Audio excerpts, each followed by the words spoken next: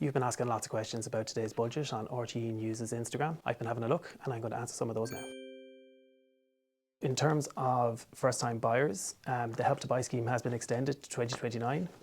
There has been no mention of it being extended to include second-hand homes. For homeowners, there has been an extension to the mortgage interest relief that was announced in last year's budget, so that will apply to 2024 as well. For renters, the rent credit for 2024 has been increased, and that increase will apply to 2025 as well. So for single people, the rent credit will increase from €750 to €1,000, and for jointly assessed couples, it will increase from €1,000 to €2,000. On supply, there are a range of measures introduced to tackle supply, such as measures aimed at tackling vacant homes so that we can get more of those on the market. There has been an increase in stamp duty, which will apply to funds or individuals who are looking at bulk acquisitions of properties, so to deter that. And importantly, there's been an increase in funding to the Land Development Agency of €1.25 billion, which will bring their total funding to €6.25 billion.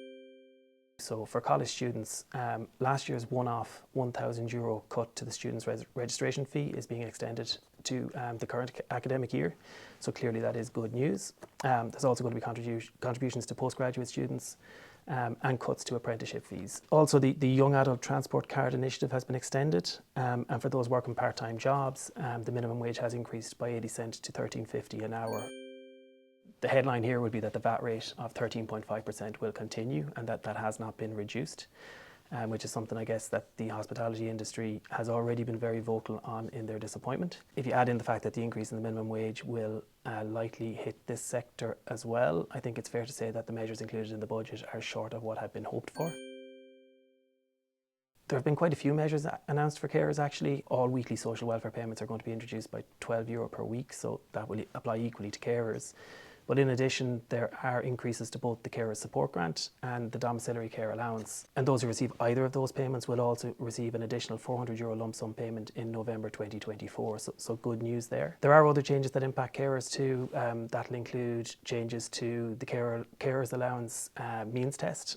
And also the Carers Allowance will now be recognised as a qualifying payment for the fuel allowance.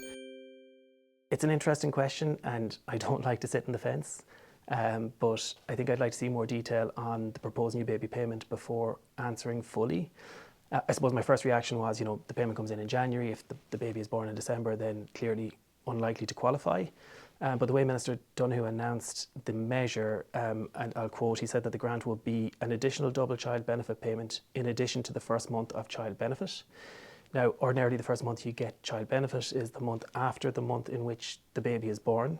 So a baby born in December, the first month will be January. So the question then is whether that baby will qualify.